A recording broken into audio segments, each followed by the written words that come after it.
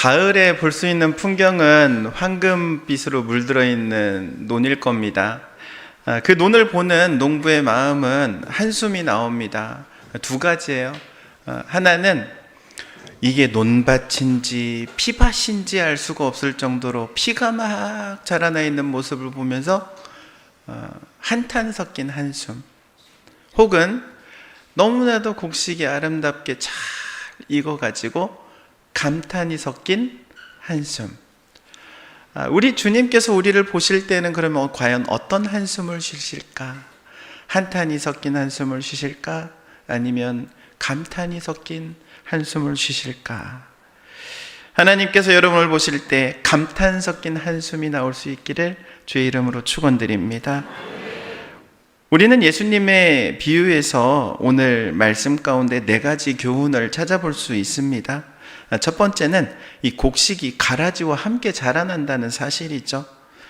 농사는 풀과의 전쟁이라고 합니다. 잡초를 이기는 장사는 없다고 할 정도로 계속해서 풀 매는 게 일이죠.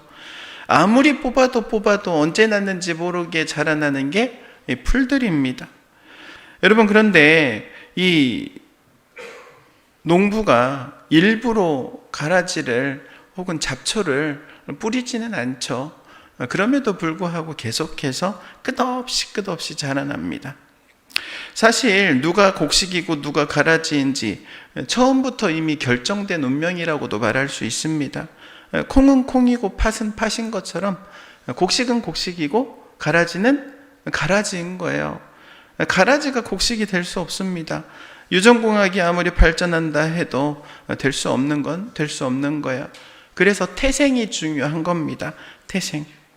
세상에 속해 있던 사탄의 자녀도 예수 그리스도를 믿고 거듭나면 태생이 바뀝니다. 예수를 믿어야 태생이 바뀌는 거예요. 거듭남으로. 예수님을 믿는 사람은요, 사탄이 지배하던 세상에서 하나님께서 다스리는 자리로 옮긴 거예요. 사탄의 나라의 호적에서 자기 이름을 빼서 하나님 나라의 호적에 올린 사람들이 바로 예수 믿는 사람들인 겁니다. 우리는요, 그래서 항상 자각해야 돼요. 나의 신분이 달라졌음을. 그리고 나는 하나님의 자녀임을 항상 생각해야 합니다. 우리는 천국 시민권을 가진 사람들이에요. 그리고 영원한 생명을 소유한 하나님의 백성입니다. 믿으시기 바랍니다. 가라지를 일부러 심는 농부는 없죠. 곡식만 심는데도 불구하고 가라지들이 자라납니다. 교회도 마찬가지입니다. 교회 안에도 하나님의 자녀들만 있으면 좋겠는데 그렇지 않아요. 같이 섞여 있어요. 왜 그렇습니까? 교회가 세상 가운데 있고 또 세상을 향하여 문을 열어놓았기 때문에 그렇습니다. 그래서 마귀가 가라지들을 교회 안으로 들여보냅니다. 바람 불어서 가라지들이 들어옵니다. 그래서 그 가라지들이 교회를 병들게 하고 잘 믿는 사람들을 유혹하고 시험에 들게 하고 타락시킵니다. 이것은 초대교회 당시에도 동일한 일들이 있었어요. 고린도 교회에는 거짓 형제가 있었다고 하죠.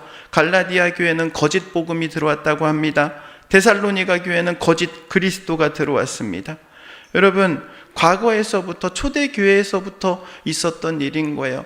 이거는 어떻게 보면 당연한 것입니다. 우리 신부교회 안에도 가라지들이 있을 수 있어요.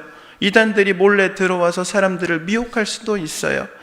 그러나 그것을 이상하게 여길 필요 없습니다. 오늘 말씀 가운데 곡식과 가라지가 함께 자라는 것은 너무나도 당연한 일이기 때문에 그렇습니다. 그리고 두 번째는요, 우리는 곡식과 가라지를 구별하지 못하지만 우리 주님은 구별하신다는 거예요. 우리 눈에는 이게 잘 구별이 안 돼요. 얼굴에 알, 곡 써 있으면 얼마나 좋겠어. 그렇지 않겠습니까? 알곡 딱 써놓고 다니면 오케이. 가라지 써 있으면 안 돼. 나가. 얼마나 편하겠어요. 그런데 얼굴에다 써놓는 사람 있어요, 없어요? 없어. 한 사람도 없어. 이게 구별이 안 되는 거예요. 구별이 안 되는 거예요. 이게 딱 봐서 벼인지 조인지 피인지 모르는 거예요. 구별이 안 됩니다. 교회 안에서 마찬가지 거짓 신자인지 온전한 신자인지 구별하기 어려워요. 우리가 보았을 때는 이게 가짜인지 진짜인지 알 수가 없어요. 그래서 우리 주님께서는요, 우리에게 그렇게 말씀하시는 겁니다. 함부로 비판하지 마라. 비판하지 마라. 니들은 알 수 없어. 니들이 봤을 때 갈아진 것 같은데 아니, 아직 여물지 않은 곡식이야. 니들이 봤을 때 곡식 같아? 아니, 여물어 봐야 알아. 갈아진지. 그러니까 우리 보고는 판단하지 말라고 말씀하시는 거예요. 우리는 구별하기가 어렵기 때문에 그렇습니다. 여러분, 아무리 가짜라 할지라도요, 교회 안에 온 사람들은 다 동일하게 나는 예수님 믿어요 그럽니다. 여러분, 예수님 믿으시죠? 이렇게 다 똑같이 대답을 한다니까 알 수가 없어. 말하는 걸로 알 수가 없는 거예요. 뿐만 아닙니다. 교회 안에 직분도 믿지 못합니다. 여러분, 날강도가 회개해서 목사가 되기도 하는데 반대로 목사가 변절해서 날강도도 되더라고요. 그러니까는 직분도 믿을 바가 없어요. 목사도 이런데 여러분, 장로나 권사나 집사라는 직분 오죽하겠습니까? 그런데 사람은요, 구별이 안 되는 거예요. 그러나 우리 주님께서는 구별하시는 거예요. 이게 알곡인지 가라지인지 진짜인지 가짜인지 우리 주님은 구분하신다는 거예요. 그리고 세 번째는요, 주님은 알곡을 위해서 가라지를 뽑지 않으신다는 거예요. 알곡과 가라지를 구별하시는 주님께서 가라지 뽑을 힘이 없으시겠습니까? 능력이 없으시겠습니까? 그런데도 불구하고 뽑지 않으시죠. 가라지를 뽑지 않으시는 이유는요, 가라지는 절대 혼자 뽑히지 않기 때문에 그래요. 뿌리를 다 옆에 알곡들의 뿌리를 탁 쥐고 있어. 가라지를 딱 뽑으면 알곡도 같이 뽑혀 나가버려. 그게 주인의 마음을 아프게 하기 때문에 그냥 가만히 둬라 그러는 거예요. 가라지는요, 주변의 곡식에 피해를 주기 때문에 가만히 두어야 합니다. 예수님께서 말씀하시잖아요. 심판날까지 그냥 두어라. 하나님께서 심판하실 거니까. 우리가 비판할 필요가 없다는 겁니다. 만약 어떤 성도가 가라지라고 해서 교회를 떠나게 만들게 된다면 그의 자녀들, 그의 가족들도 상처받고 함께 떠나기 때문에 오히려 손해날 수 있는 거예요. 그렇기 때문에 가라지를 뽑아내지 않습니다. 그렇기 때문에 가라지들이 있기 때문에 이 땅에 있는 교회들은요, 항상 문제가 끊이지 않는 거예요. 알곡만 있으면 뭐 문제가 있겠습니까? 그러나 가라지들이 있기 때문에 좀 믿어보겠다고 하는 알곡들이 고통을 당하기도 하는 거예요. 그럼에도 불구하고 하나님께서는 말씀하시죠. 참아라, 인내해라. 언제까지? 우리 주님께서 심판하실 때까지. 우리 주님께서 오실 때까지. 주님이 오시면 해결될 문제니까 너희들은 좀 기다려, 인내해. 그렇게 말씀하시는 거예요. 함부로 쫓아내고 정죄하지 말라는 겁니다. 왜? 가라지를 뽑으려다가 알곡이 다칠 수 있기 때문에 그런 거예요. 목회는요, 저는 알곡을 바라보고 하는 게 목회다 생각해요. 가라지를 보면은요, 마음에 시험만 들어요. 그러나 알곡을 바라보면요, 감사한 거예요. 가라지가 99명, 알곡이 1명이라 할지라도 알곡 1명 때문에 감사한 거예요. 여러분이 그 알곡 1명이 되시기를 바랍니다. 남 볼 거 없어. 남 볼 거 없어. 옆에 사람 볼 거 없어. 봐도 안 써 있잖아. 써 있으면 모르는데 안 써 있잖아. 그러니까는 내가 알곡이 돼야 되는 거예요. 내가 제대로 믿고 내가 알곡이 되는 거예요. 그게 중요한 거예요.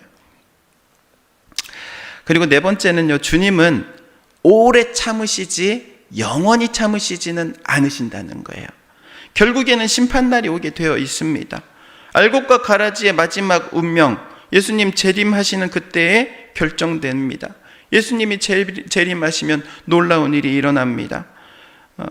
우리가 읽지는 않았지만 오늘 본문에 해석하는 내용들이 36절부터 이어지죠. 41절에서 43절 말씀에 예수님께서 이렇게 말씀하십니다. 제가 읽어드리도록 하겠습니다.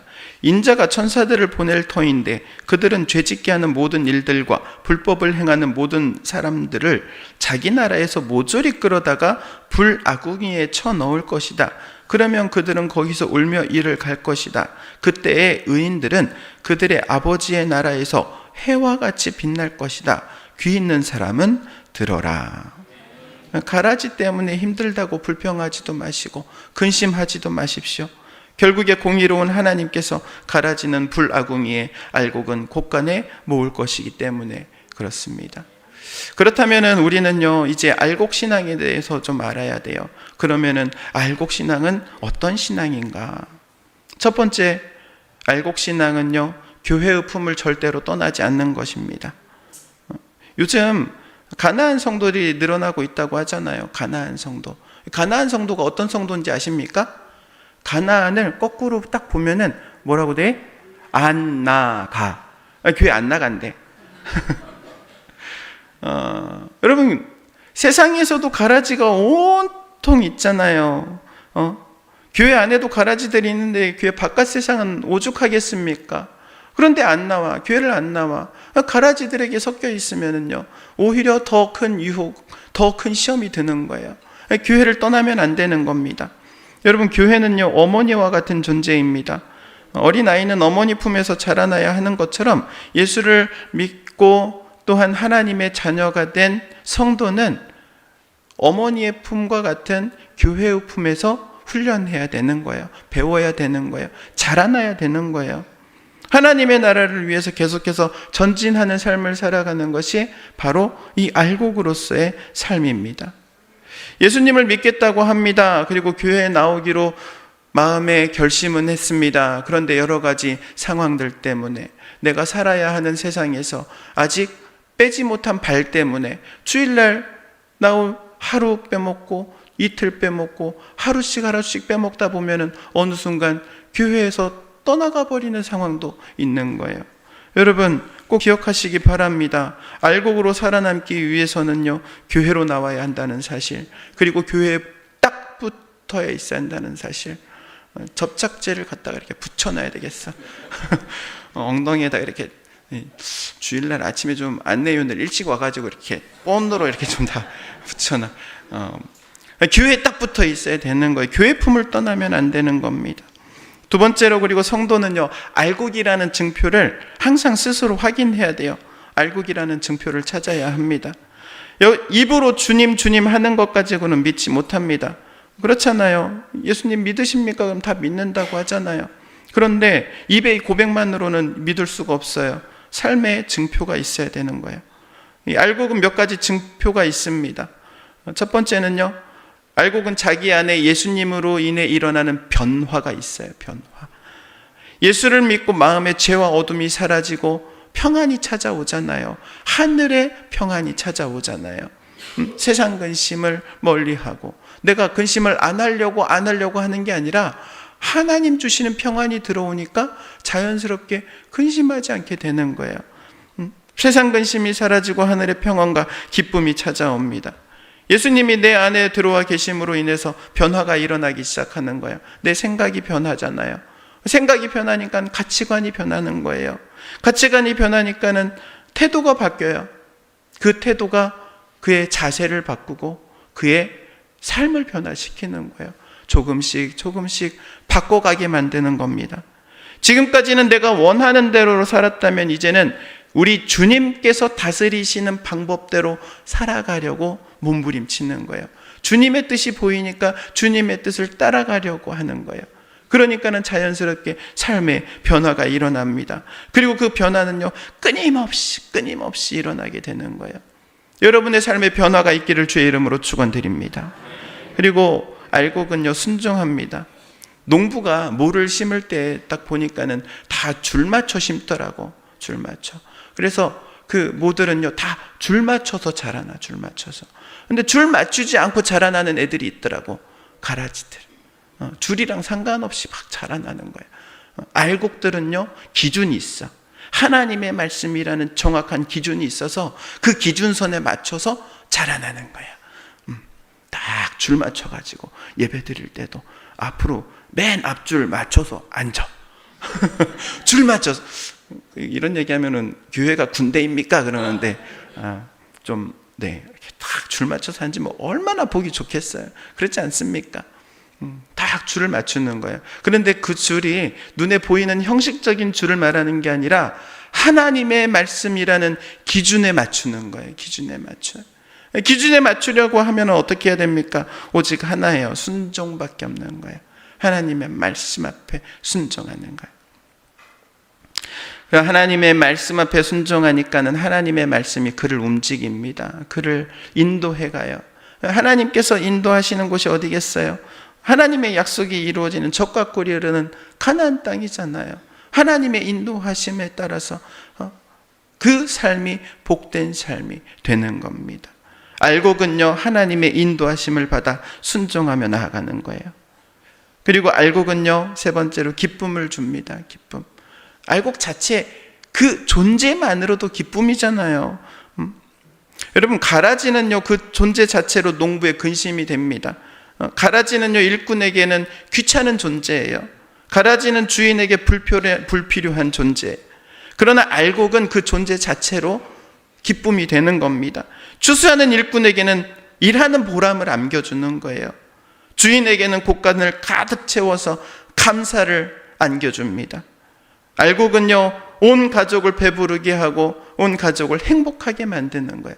알곡이 있기만 하면 기쁨이 넘치는 거예요. 감사가 넘치는 거예요. 여러분이 있는 자리에서 기쁨이 넘치고 감사가 넘친다면 여러분은 알곡이에요. 그런데 여러분이 있는 자리에서 불평이 넘치고 원망이 넘치면은 한번 생각해 봐야 돼. 거울 보고 확인해. 가라지 써 있는지 확인해야 돼. 불평과 원망 대신에 감사와 기쁨이 넘쳐나는 알곡이 되기를 바랍니다.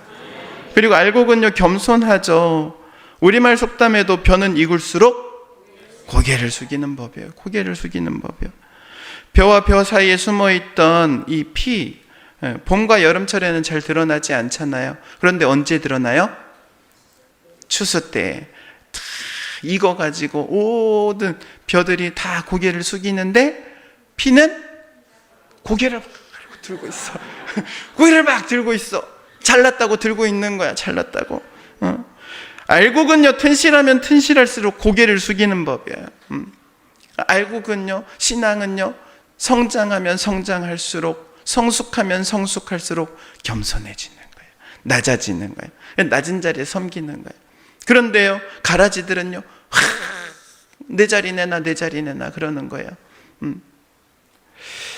알곡은요, 그리고 자기가 잘나서 열매를 튼실하게 맺은 것이 아니라 하나님께서 햇빛도 주시고 비도 주시고 바람도 주셔서 열매 맺게 하셨다는 걸 알아요. 그러니까 겸손해지는 겁니다. 하나님의 은혜를 아는 사람이 겸손해지는 법이에요. 여러분, 알곡은 겸손합니다. 겸손할 수 있기 바랍니다. 그리고 마지막으로 알곡은요, 계속해서 하나님과 가까워져요. 하나님과 가까워져. 농부가 이제 추수를 해가지고 걸러냅니다. 알곡을 키질을 하죠. 키질을 하면 바람이 의해서 알곡은 안으로, 가라지는 밖으로. 바람에 날려. 가라지는 계속해서 하나님께로부터 멀어지는 거예요. 무슨 일이 있으면요, 그 일들을 핑계로 하나님과 멀어져요. 말씀과도 멀어지고 찬송과도 멀어집니다. 좋은 일이 있으면 한잔하느라 하나님과 멀어져요. 안 좋은 일이 있으면 기분 나쁘니까 한잔하느라 하나님과 멀어져요. 가라진 거예요. 그런데 알곡은요, 다릅니다. 하나님과 가까워져. 좋은 일이 있으면 하나님께 감사하며 하나님께 찬양하니까 얼마나 하나님을 가까이 하겠어요. 안 좋은 일이 있어요. 그 안 좋은 일을 하나님 선하게 바꿔달라고 기도해요. 그러니까 하나님과 가까워지는 거예요. 여러분, 좋은 일이 있다고 마시고 안 좋은 일이 있다고 마시고 그러면 그 사람은 거울 봐야 돼. 항상 하나님과 가까워질 수 있기를 바랍니다. 여러분, 모든 일이 하나님을 가까이 하는 핑계가 되는 거예요. 좋은 일이 있으면 좋은 일이 있음으로 감사하니 하나님을 가까이 하는 거고, 힘들고 어려운 일이 있을 때는 그 힘들고 어려운 일 때문에 하나님을 붙드니까 가까워지는 거예요. 알곡은 그래서 항상 하나님과 가까워지는 거예요. 사랑하는 성도 여러분, 여러분은 이 가을 추수의 때에 이 넓은 들녘을 바라보면서 들만 바라볼 게 아니라 과연 주님께서는 나를 어떻게 바라보실까? 점검해야 돼. 5가지를 꼭 한번 점검해 보시기 바랍니다. 뭐예요? 변화가 있느냐? 순종하느냐? 겸손하느냐? 하나님과 가까워지느냐? 하나님과 가까워지느냐? 날이면 날마다 하나님과 가까워진 여러분 되시기를 주의 이름으로 축원드립니다. 기도하겠습니다.